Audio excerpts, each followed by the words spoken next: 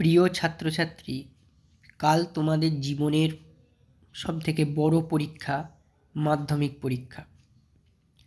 মাধ্যমিক পরীক্ষায় তোমাদের শুভেচ্ছা ও অভিনন্দন জানাচ্ছি। তোমরা মাথা ঠান্ডা রেখে পরীক্ষা দেবে।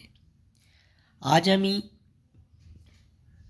আঞ্চলিক ভূগোলের কিছু গুরুত্বপূর্ণ প্রশ্নের কথা তোমাদের বলবো, যেগুলো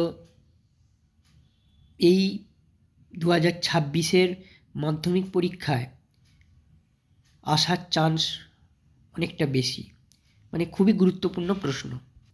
যেমন ভারতের ভূপ্রকৃতি থেকে পূর্ব ও পশ্চিম উপকূলীয় সমভূমির তুলনা, ভারতের নদ নদী থেকে উত্তর ও দক্ষিণ ভারতের নদ নদীর বৈশিষ্ট্যের পার্থক্য, ভারতের কৃষি থেকে একটি অনুকূল ভৌগোলিক পরিবেশ লিখতে দেয়। তার মধ্যে সবথেকে গুরুত্বপূর্ণ হচ্ছে ধান, আখ, কার্পাস, চা আর কফি। এইগুলো তোমরা ভালো করে দেখে যাবে, এর মধ্যে একটি কোশ্চেন তোমরা পেয়ে যাবে। ভারতের শিল্প থেকে পূর্ব ও মধ্য ভারতে লৌহ ইস্পাত শিল্পের কেন্দ্রীভবনের কারণ ব্যাখ্যা করো। পশ্চিম ভারতে কার্পাস বয়ন শিল্প গড়ে ওঠার কারণ আলোচনা করো। আর পশ্চিম ভারতে পেট্রোরসায়ন শিল্প অধিক সংখ্যায় গড়ে ওঠার কারণ।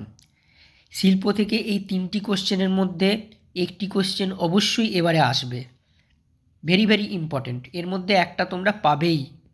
ভারতের জনসংখ্যা থেকে ভারতের জনসংখ্যা বণ্টনের তারতম্যের 5টি কারণ আলোচনা করো এবং শহর বা নগর গড়ে ওঠার কারণগুলি আলোচনা করো।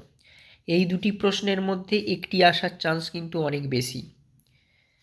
তাহলে এই যে কোশ্চেনগুলো আমি বললাম, এগুলো সবই হচ্ছে 5 মার্কসের কোশ্চেন।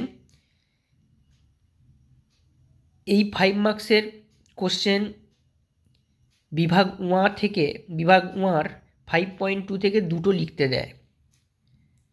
তোমরা এই কোশ্চেনগুলো ভালো করে দেখে যাবে। পরের ভিডিওতে আমি প্রাকৃতিক ভূগোলের কিছু সাজেস্টিভ কোশ্চেনের কথা বলবো। ভালো থেকো, সুস্থ থেকো, নমস্কার।